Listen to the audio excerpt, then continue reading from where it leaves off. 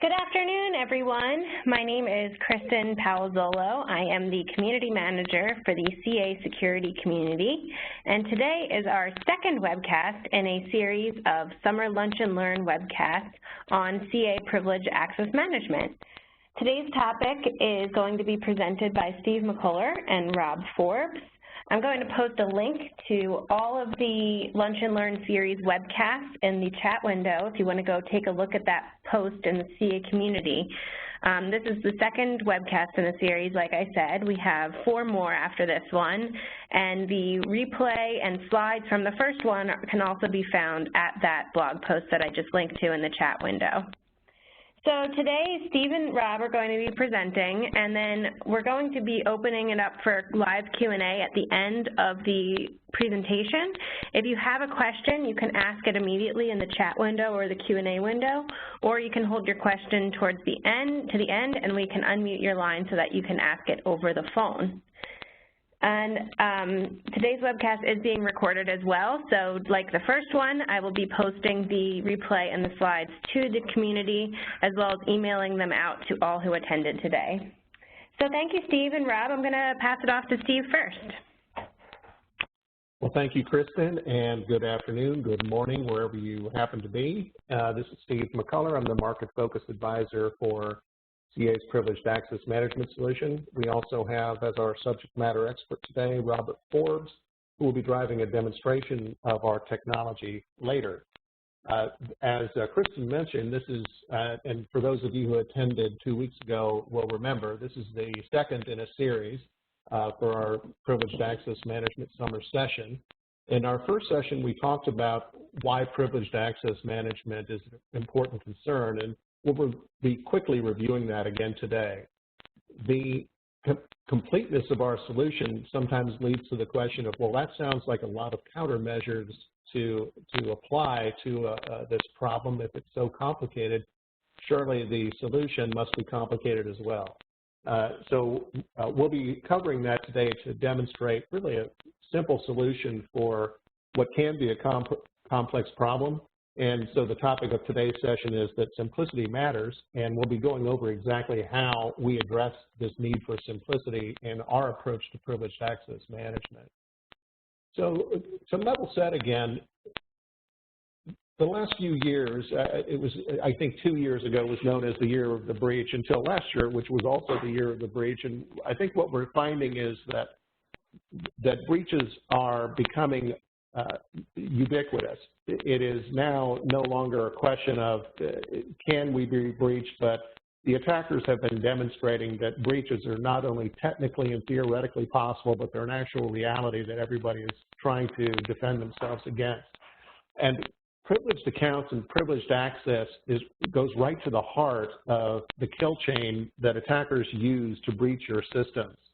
The quote from Forrester that you see on the slide that I'm presenting right now is that these administrative credentials can have a disastrous effect if they're misused. And some of the examples that we've highlighted here are probably all well known to you. There are at least 2 of the organizations that you see on this screen that called us immediately after their breach so that they could start applying countermeasures for it. The one thing that they all have in common, and that all breaches actually have in common, is the abuse or the misuse of these privileged credentials. It's on the kill chain. It's a necessary step to doing damage. As you know, the regular users, if you're on the outside, you want to become somebody on the inside, and if I'm a regular user, I may not have enough privilege to do damage. So they're always looking to escalate privileges to that of an administrator or some other privileged account, because then they can bypass the security controls that regular users would be subject to. So privileged accounts, what are they for?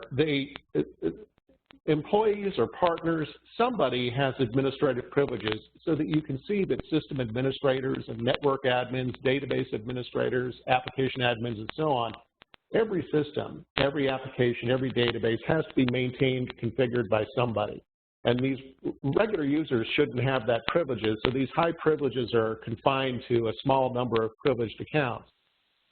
That in itself is a security measure, but it also means that attackers are going after these high privilege accounts so that they too can bypass normal controls, because with the authority to do configuration and some of the other necessary administration steps comes the ability to bypass controls, to steal data, to compromise your systems, to exfiltrate, to do financial damage or other malicious behavior.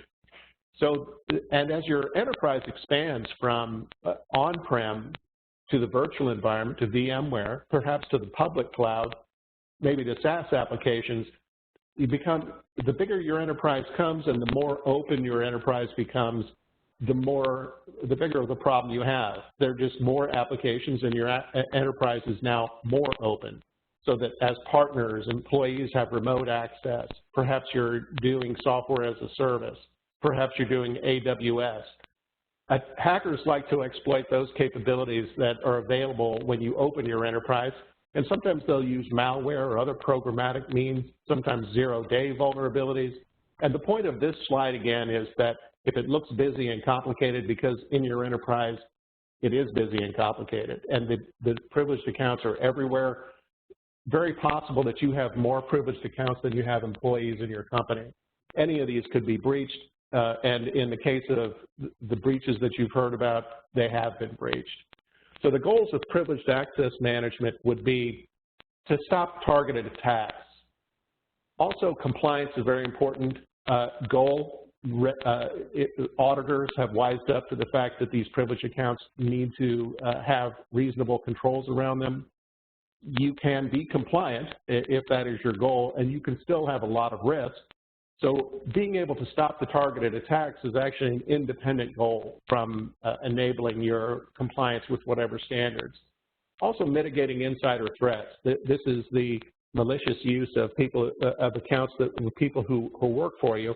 And even though you may trust those people and probably they're not doing anything malicious, nevertheless, when you provide controls around these insider threats, remember, attackers are also using those same credentials.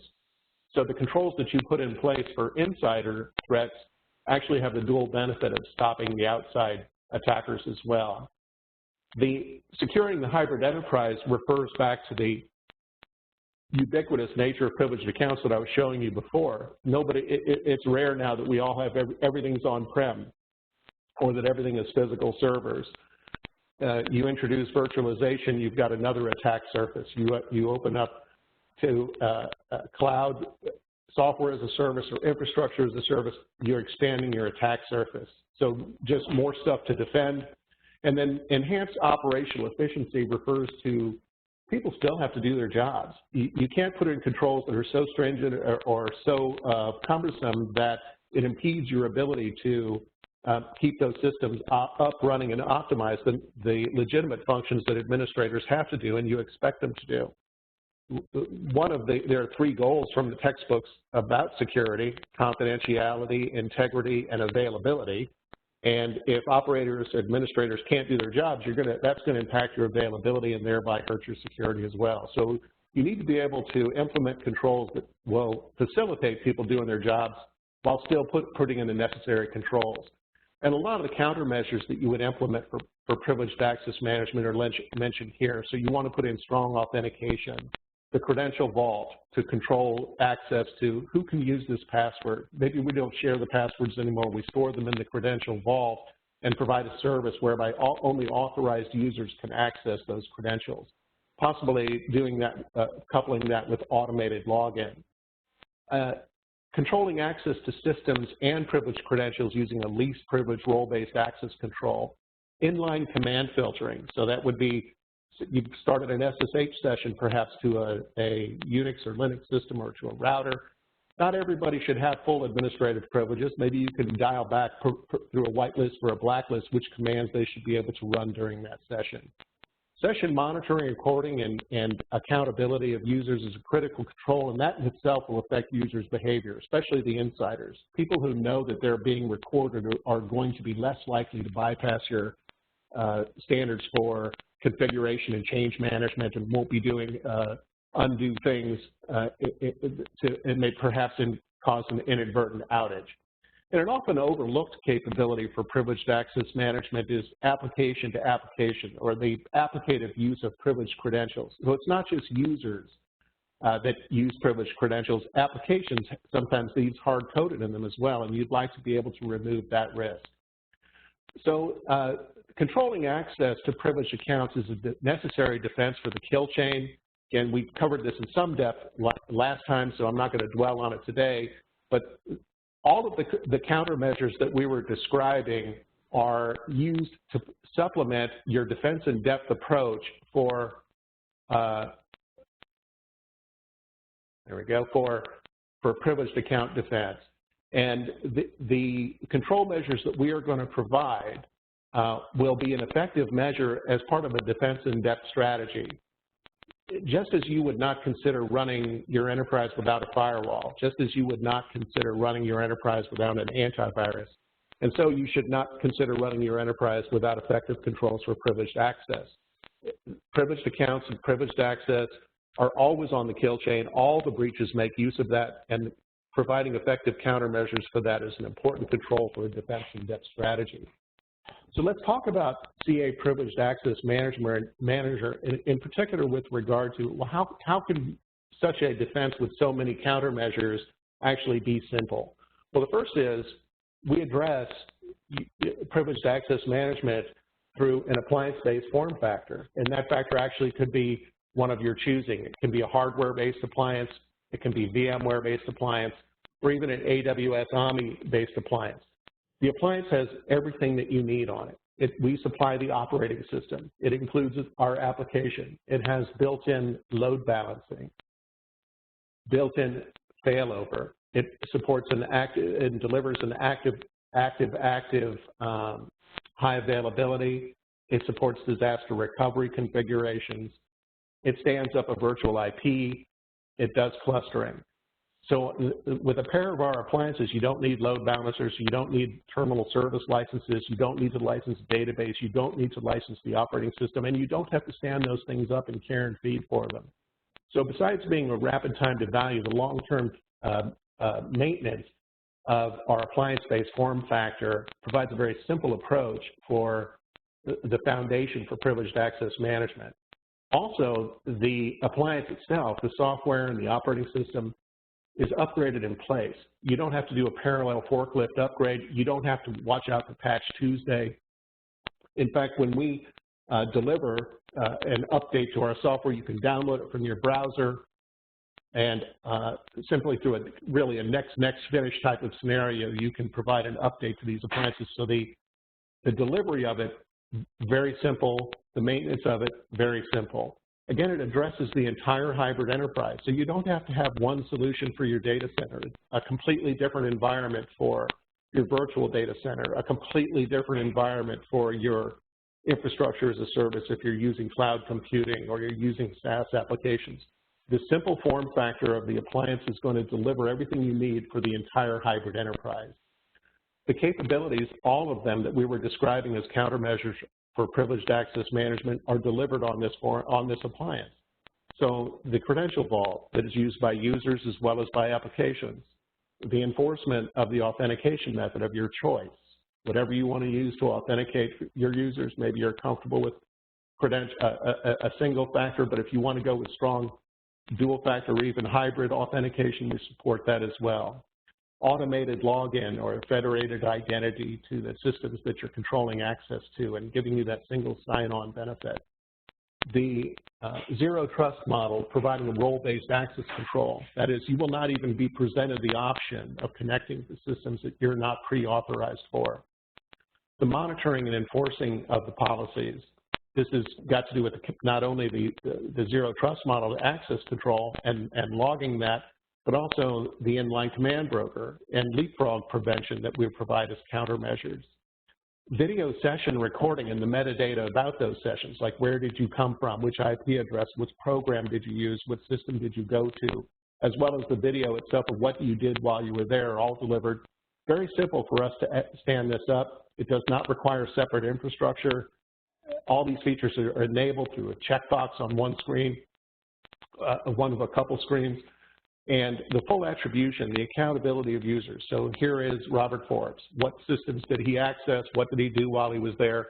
All these essential capabilities of privileged access management, very simply delivered through this appliance-based form factor of your choosing. And as you'll see in the demonstration, the user interface doesn't have a lot of clicking and pushing around either. Everything is concentrated on a very small number of screens.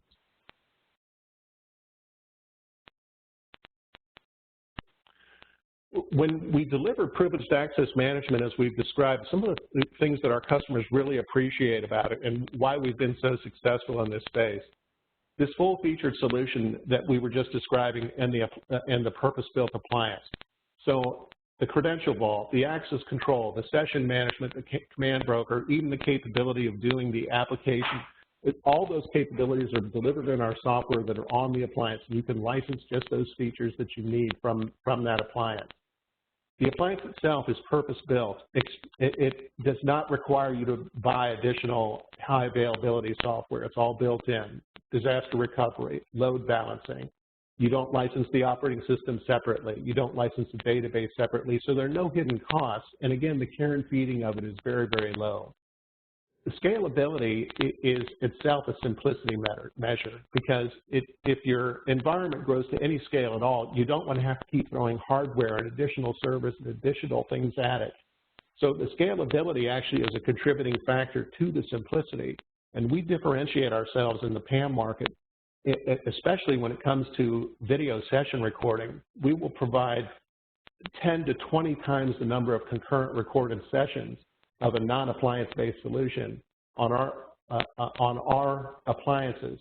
So what that means is if you have an enterprise and you need, say, 4,000 or 5,000 sessions going continuously, and you want to get videos, recorded videos of all of that user activity, a pair of our appliances will be able to scale to that, whereas competitive solutions might require you to stand up a lot of hardware to accomplish the same thing. This hidden cost avoidance is a side benefit of the simplicity of this model. And as you'll see, the user, the screens and the interface that we use, very simple, small number of screens, very intuitive, very easy to navigate through. Again, privileged access management, as we deliver it, is and Robert's going to be demonstrating Privileged Access Manager. This is something that we acquired partly through our acquisition of Accedium last year to complement the host-based access control that we were already a leading supplier of. And this combination of privileged access management and all the capabilities that I was just describing to you, coupled with our host-based server control, another complementary product, gives you a defense in-depth strategy, not only in an identity solution, but actually in privileged access management itself. And we complement that through identity governance and the other solutions that CA provides to give you a defense in-depth approach to privileged access management as part of a more holistic identity and access management solution. So I have almost run out the clock on my section of the presentation. There will be time for Q&A at the end. So I haven't taken questions today so we can get through the demo, but we will be taking questions during the presentation. Kristen, at this point, I think I'd like to pass control over to Robert so that he can begin the demonstration. Thank you, Steve. I appreciate that. And good afternoon. I'm Robert Forbes. I'm a senior principal consultant with CA, specializing in our privileged access management solutions. Thanks for taking some time out of your lunch to join us today. Is everybody seeing, Steve, Kristen, are we seeing my desktop? I see it perfectly fine. Awesome. Thank you very much. So as Steve mentioned, we're talking about the simplicity of PAM. You know, when you get into privileged access management, it can be very, very complex. There's a lot of effort. There's a lot of load. Security teams are already overloaded. So, you know, you need this product. You need the solution that you put in place to be simple to administer, be simple for the users to use, simple adoption, simple use, easy to handle, easy to get set up. And PAM, CA PAM offers that in spades. It's one of the hallmarks of the product is how simple it is to use, to configure. I harp on this to a point to some folks. I believe in it. I've sat in a lot of folks' seats for a long time. So We're going to walk through and look at some of the administration and some of the setup. We'll look at it from a user standpoint as well. If you have questions, please feel free to post them, and we will have a short Q&A period afterwards. What you're seeing right now is you're seeing the login into the PAM solution. It is a client-based, a thick client-based interface that I'm using right now. We also offer a web interface. The client can be installed on the user's desktop, or it can be run in memory, pulled from the web interface and run in memory. So you get, once again, ease of administration. I can already have it there for my users. They can grab it. If they don't have admin rights, they can run it in memory rather than installing things locally. You can push it out through GPOs, software distribution, whatever you want. Very simple login for the users.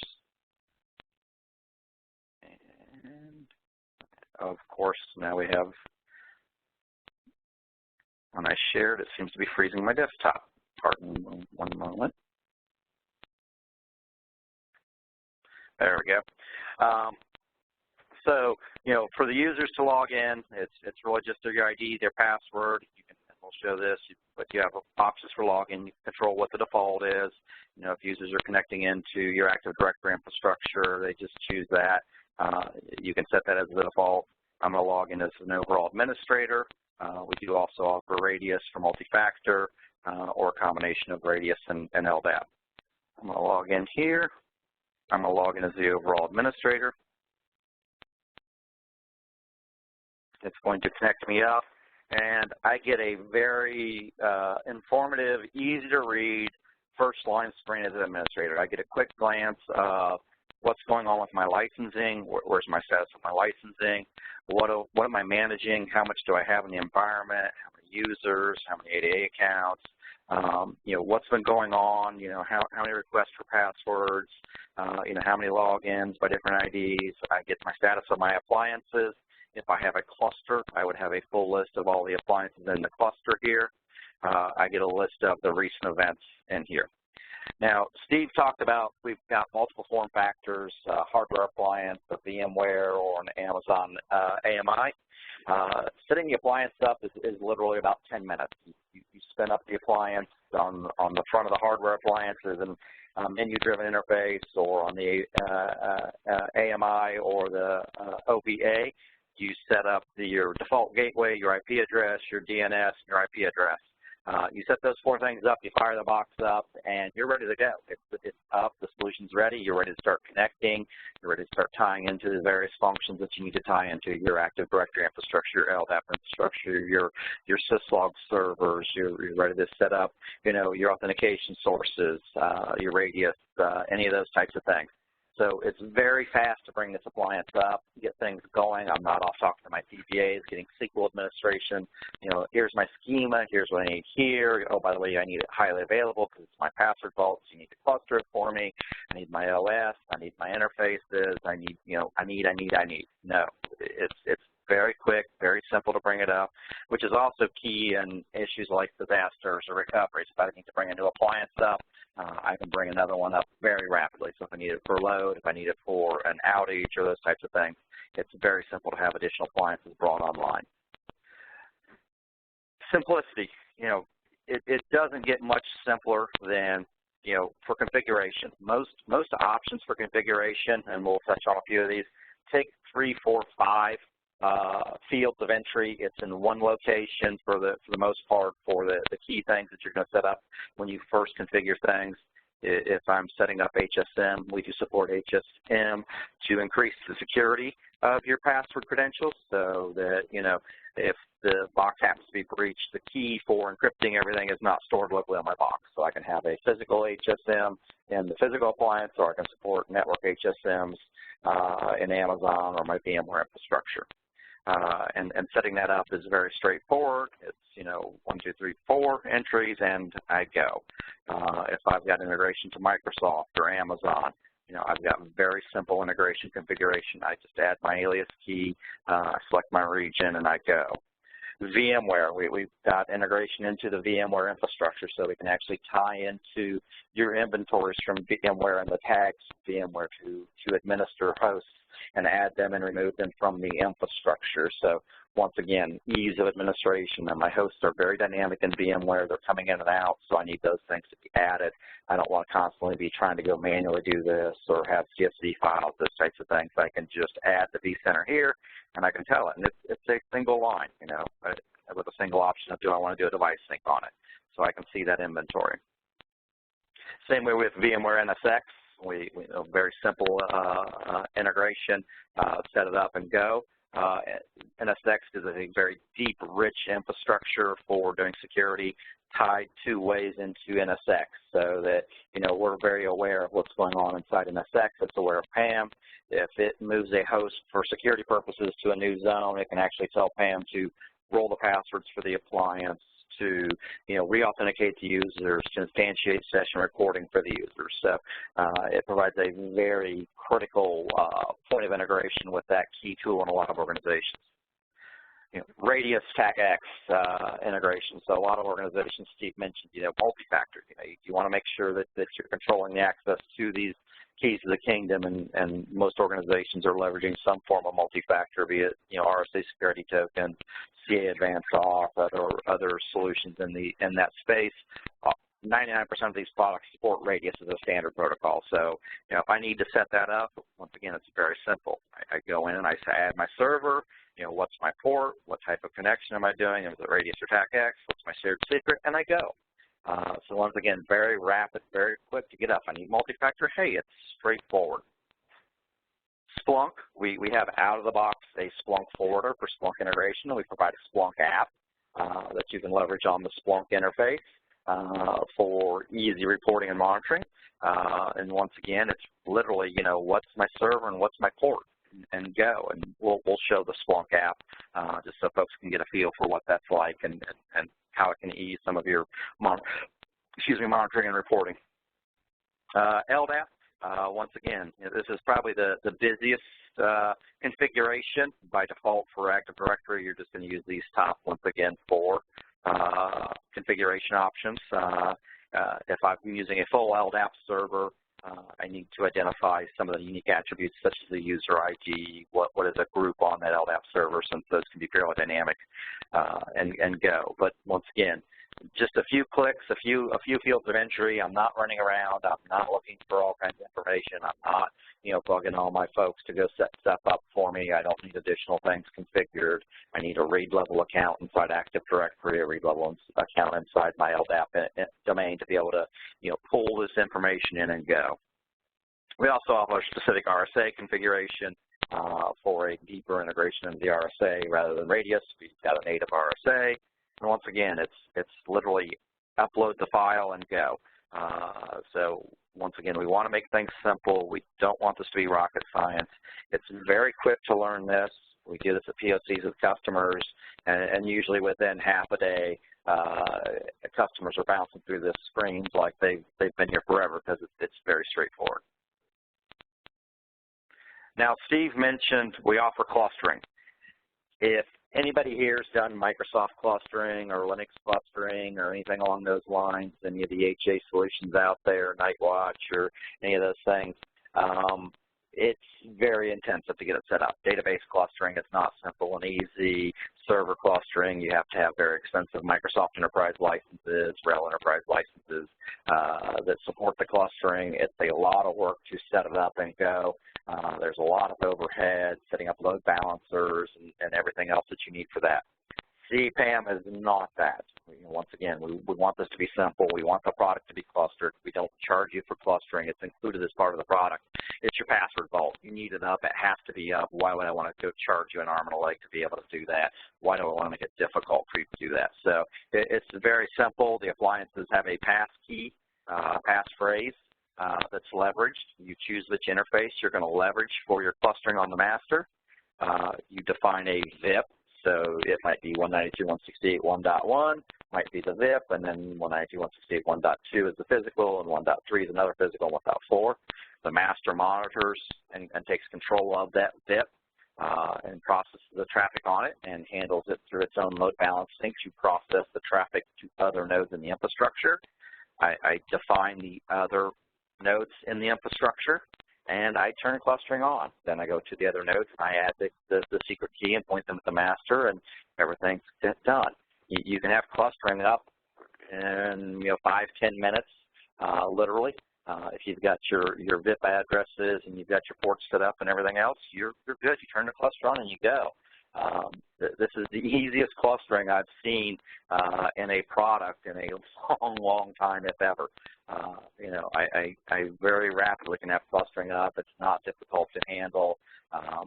We can get more complex in clustering. You can turn the load balancing off and leverage your F5s or your Cisco's for load balancing, your NetScalers, et cetera, if you want. So if you have very exotic load balancing and network pathing and those types of things, you can do that. But once again, you don't have to. PAM can take care of it. It's capable of it. It's easy to set up and config. We also make it very simple to get your logs.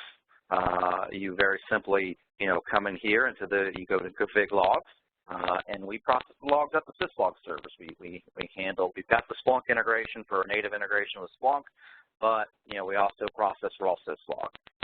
We also give you the capability to process your syslog to multiple servers. So, a lot of times organizations will have a syslog server for operations and a syslog server for security, and never the twain shall talk. And then with some solutions, it's pick one or the other. We actually, take that into account and go, okay, we can handle two.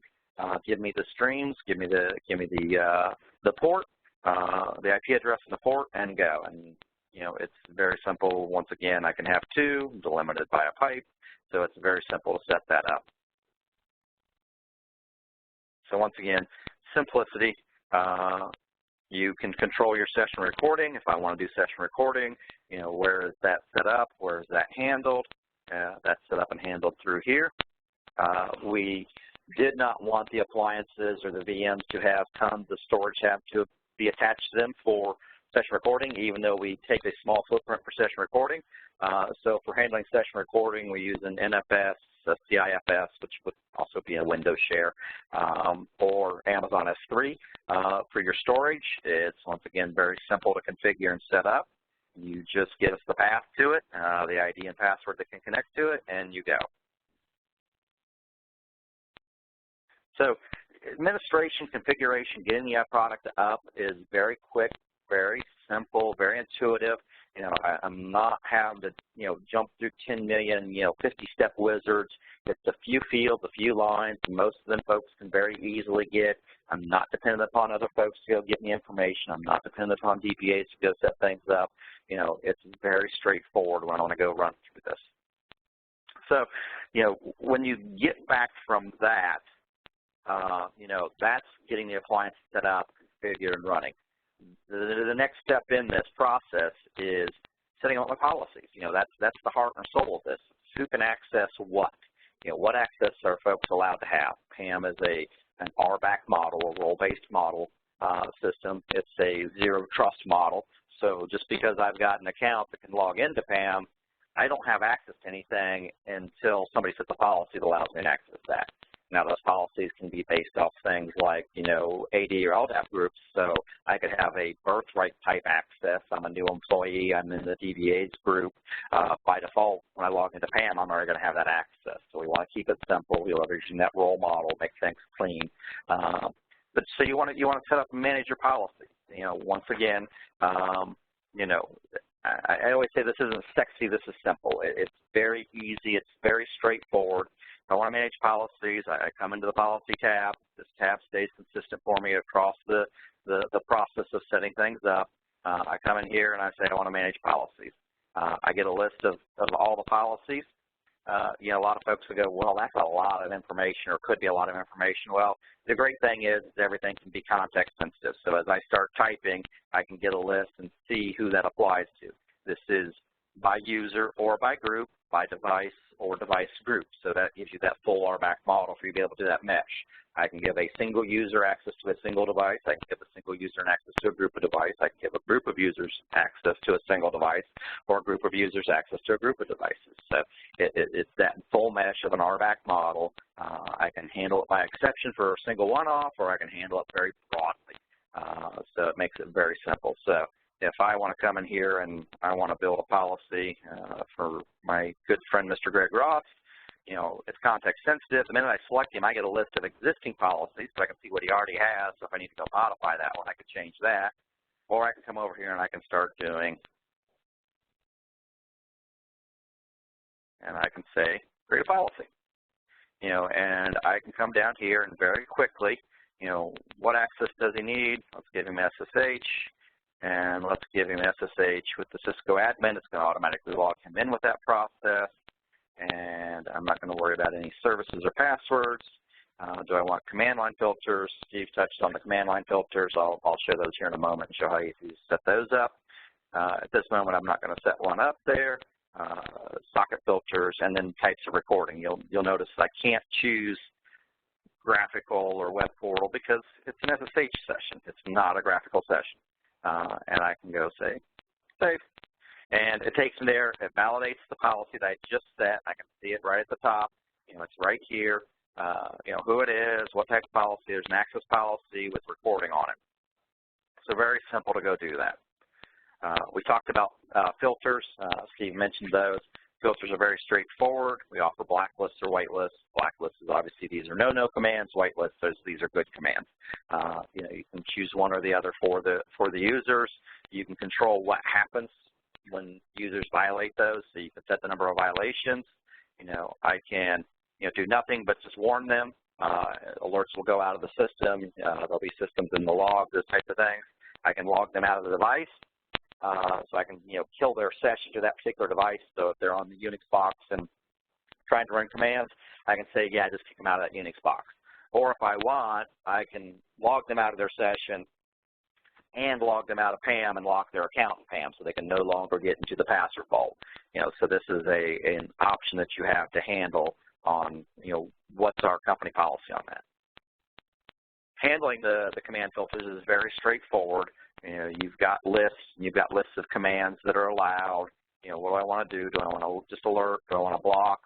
Do I just want to say this? I want to send an alert that somebody, is using the shutdown command, or do I not want somebody to use the shutdown command?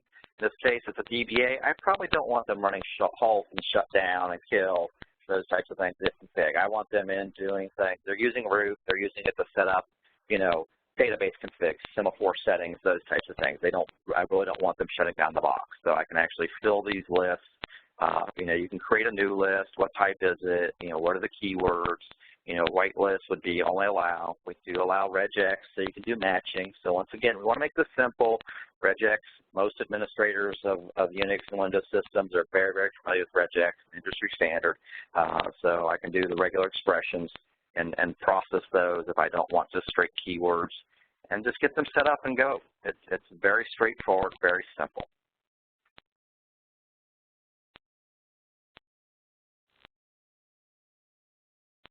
So, once again, I've got the full list of policies. My policies are here. They're set up in a historical order of when they were updated, so I can go filter that way and see them very rapidly there, or I can very quickly, from a context search, find all of them that are there. So, managing my policies, setting up policies, once again, is a very straightforward process. It's a very quick and simple process.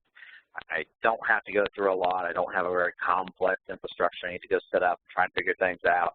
It's very intuitive. Once you've got a hold of the basics, it's pretty straightforward for a repeatable process.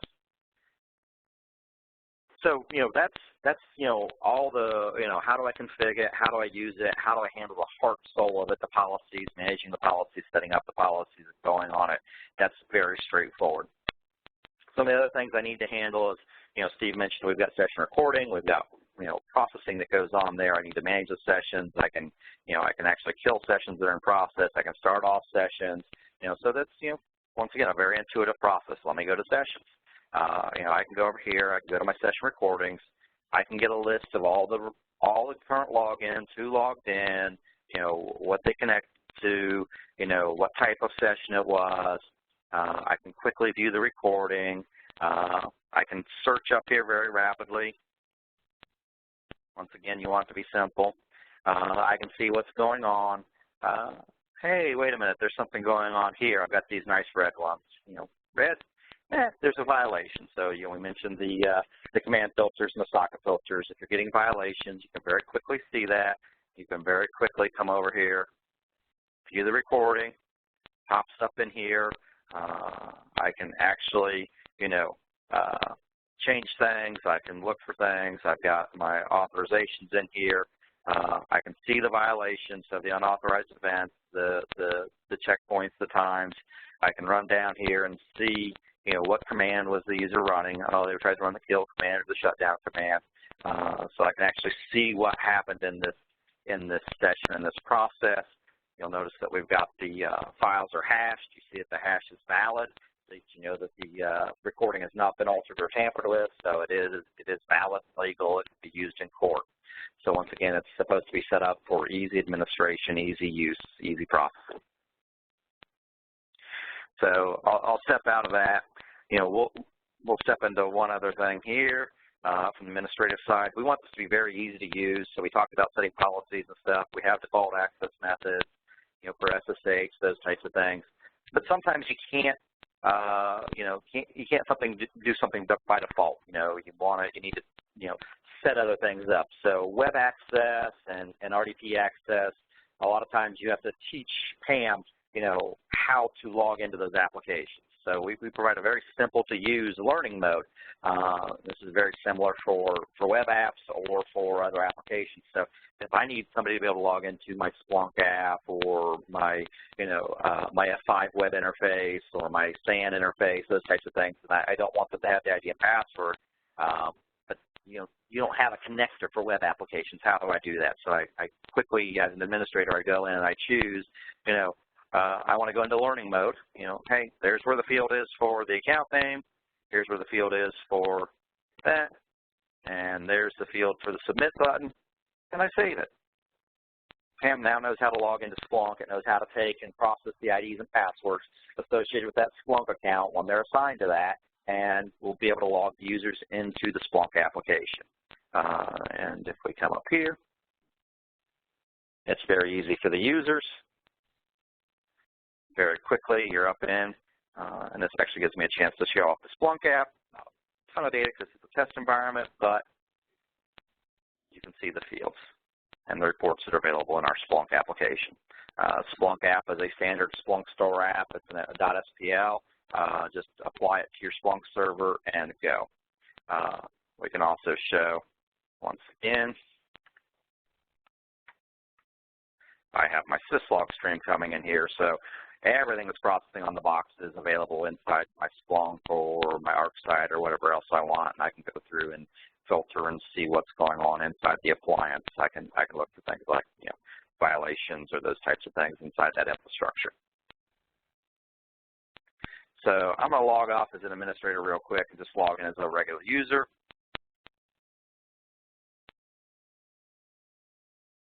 Once again, you can control what's set up here. If I have multiple domains, multiple LDAPs, those will show up in here for the users.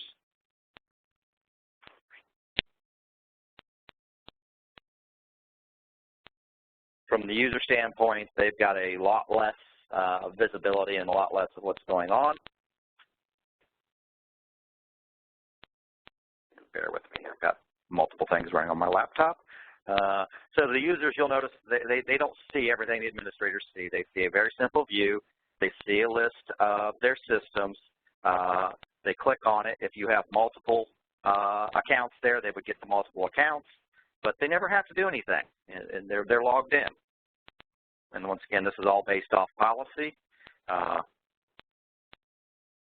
There we can see, how they see it processed here on the command. The interesting thing is, if I do the command history, it never even made it to the endpoint. So that kill command that's blacklisted, they never even saw it. Yes. So we try and make it very straightforward and very simple for the users. Sometimes users have quite a bit. You might have a lot of systems in there. So users actually can have their own views. So they can create views and have them in here. How do you create a view? Let's go back to the unfiltered view. Essentially, I just come up here and I can search. I can either do something like rel. And I can do that. I can add additional tags and filters that are available to it.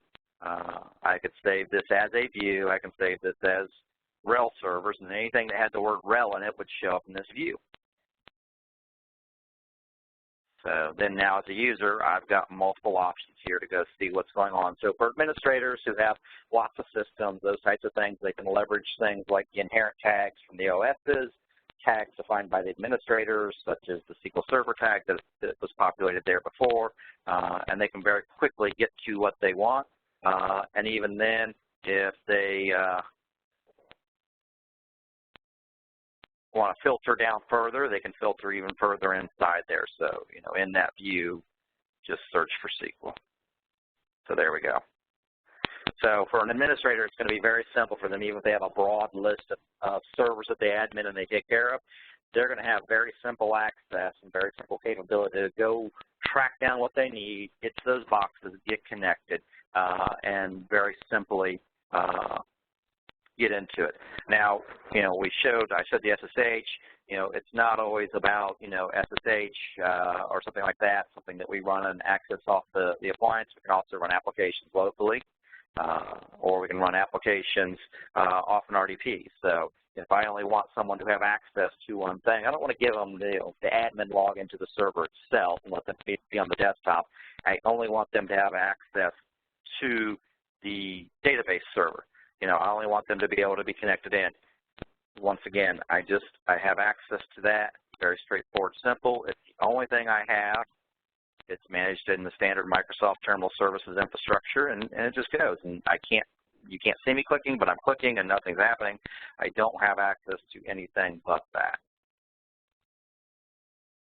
So, you know, we're approaching time for Q&A. I want to leave time for folks to ask questions. You know, but hopefully you're getting a feel for, you know, how easy this is from an administrative standpoint, how easy it is from a user standpoint. You know, it's not very complex, very straightforward. It's very simple for me to get in from an administrative standpoint and do the key things, the critical things I need to do on a daily basis. It's very easy from a user to go in and use the tool, log in, connect, find the resources I need to find, and get in and go handle it. All right, great. Thank you, Rob. I just opened up a poll for everyone to rate today's webcast, so please provide us with your feedback. We really appreciate it. And you can ask questions now either via the chat window or the Q&A window, or you can unmute your line by pressing #6 or *6.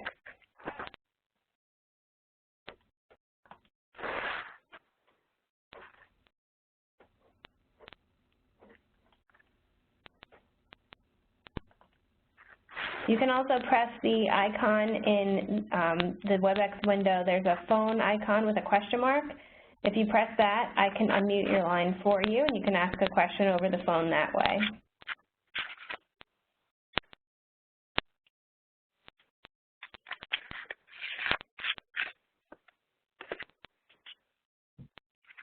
I think we must have overloaded them.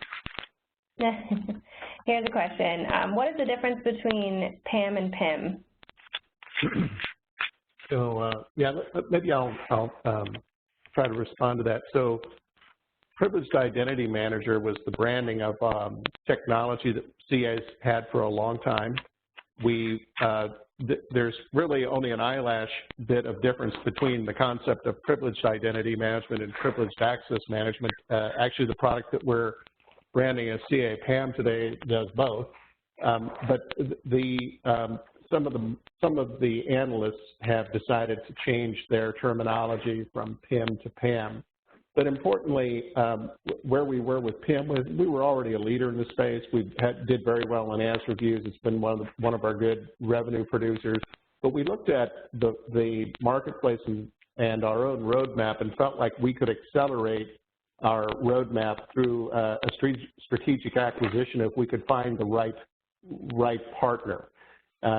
For example, we wanted to get to an appliance-based form factor. We wanted to do more with infrastructure as a service. We had been doing video session recording at that capability through a partner, and we were developing our own capability in that space, but we thought if we could find a really good technology that was delivered on an appliance that had everything that you'd want and could deliver session recording, to do well in the cloud, we could really accelerate our roadmap. We found exactly that through a company called Expedium that we acquired almost a year ago now. And through Expedium, most of the features that Robert was demonstrating were actually delivered from that acquisition. And concurrent with that acquisition, we decided to change the brand name from PIM to PAM. And what we're going to be doing is some of the components that we talked about, like our leading host-based access control, is also going to be re-released.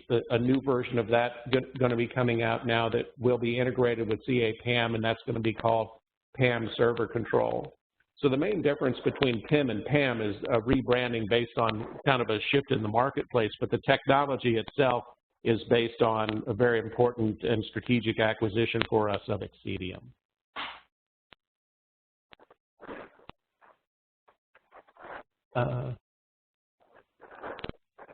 And CA PAM managed privileged IDs, password on remote computers in an isolated remote network over the internet. The important thing is that you need to be able to talk to it. So, for example, web-based applications, we can certainly support those. And whatever protocol the application is expecting, you just need to be able to talk to that, SSH or RDP, HTTP, what have you. So as long as you can talk to it, it can be a target for CA PAM. Robert, do you see that question in the window?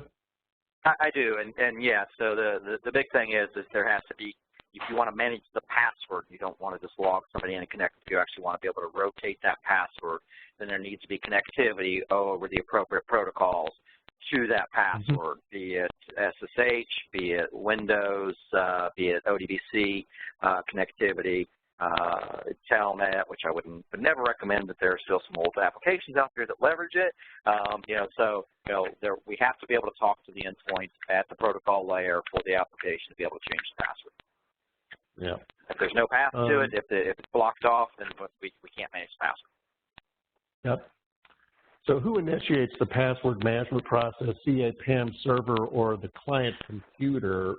One of the important capabilities that we got from the Expedium acquisition that differs from our old PIM solution is that it's implemented in a bastion host model, kind of a man in the middle, almost a proxy type model, although not the true textbook definition of a proxy. And password rotation is configured through policies such as Robert was showing today, but it's delivered from the PAM appliance.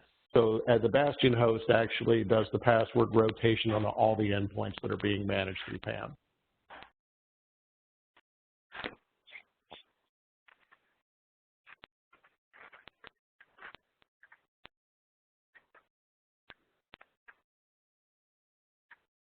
There's two other questions. Do you see the one from Will Cotton? No. I do not see that one. He may be chatting with you privately. Okay. It says, will PIM and PAM be integrated or a phase out of PIM? So the components of PIM that are being migrated to integrate with Privileged Access Manager are the host-based access control and the Unix authentication bridge. Those are being branded as PAM Server Control. And I guess no vendor presentation would be complete without us saying something about the next version. There will be a new release of PAM Server Control that contains the components that you're familiar with from PIM, the host-based access control, Unix authentication bridge. Those are going to be coming out as a separate bundle that will integrate with PAM. PIM is actually being maintained as well. We have a lot of customers who are using Privileged Identity Manager or PIM, and that has not been end of life or anything like it, but the components that are separate from our old credential vault that many of our customers have expressed a desire to see integrated with PAM are being spun off as a separate line, and that is the Privileged Access Management Server Control, or PAM Server Control, and those will be integrated with CA PAM.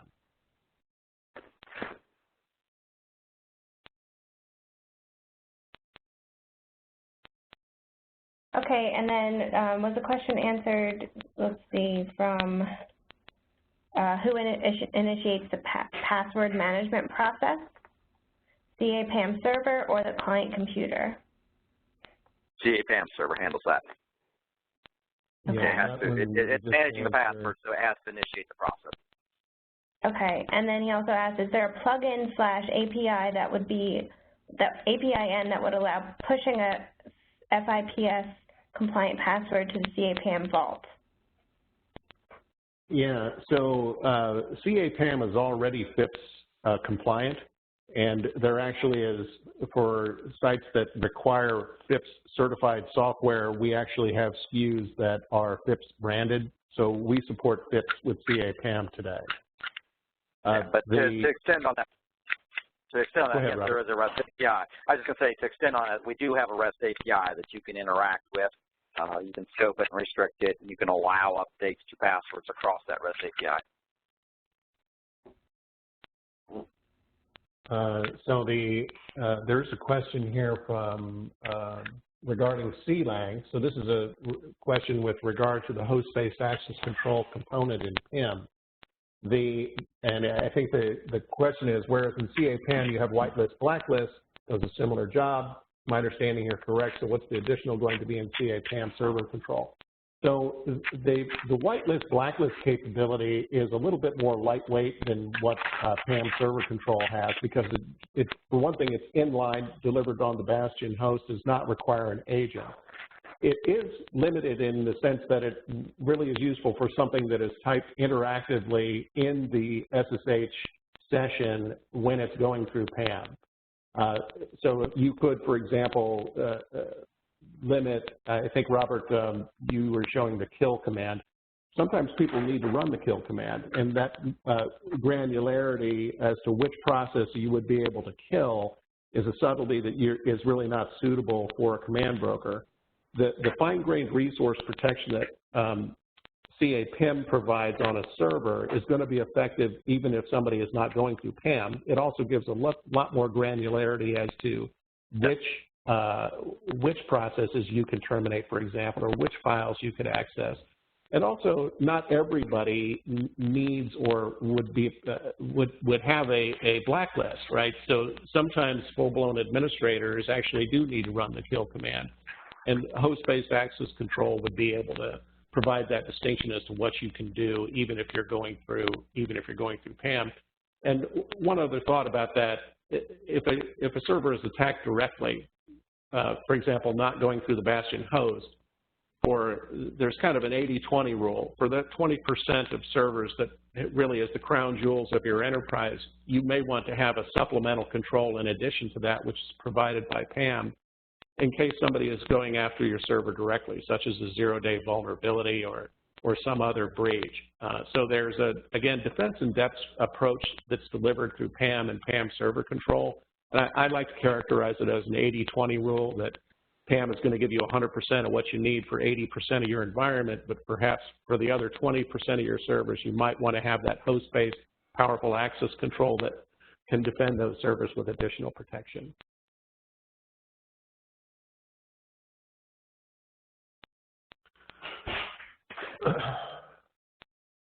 REST API, we can do that. We can make that a follow-up. Clustering, do you have a solution for DR?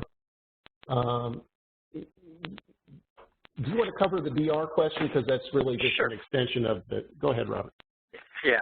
So clustering for DR, there's a couple ways you can approach DR. PAM is an active infrastructure, so you could potentially, if you have an active hot site DR, as many of our large customers do have a PAM appliance that's there and is part of the living, breathing infrastructure. The other option is you can have, if it's an active DR site, a hot site, you can have a member of the cluster that's there and in what we call maintenance mode. And in maintenance mode, it is not part of the load balancing, it's not part of the processing from the users, but it still gets all the updates and everything else. So it's available very hot at that point.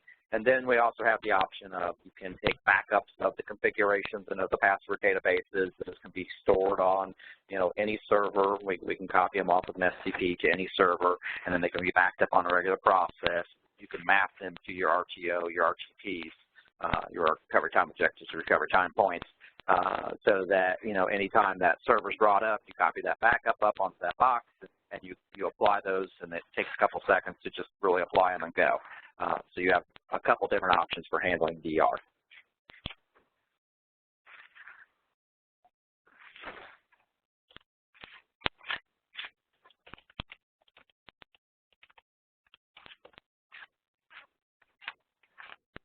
So I think, Kristen, we pretty much burned up the whole hour. I don't see any other questions in there that haven't been answered yet. If anyone has another question, you can ask it now quickly, or we'll shut down today's webcast. Again, I will send a follow-up email out to everyone with links to these slides and the recording, which will be posted to the CA security community. And you can reply to that email if you have any additional questions, and I'll make sure it gets to Steve or Rob. Robert, thank you very much for joining today. Kristen, thank you for setting this up for us. Yeah, no thanks problem. everybody for joining. Guys. All right, I hope everyone has a great weekend, and we'll see you on the next webcast in the series, which is next Friday, again at 12 p.m. Eastern Daylight Time. Thanks, everyone. Thanks, everyone.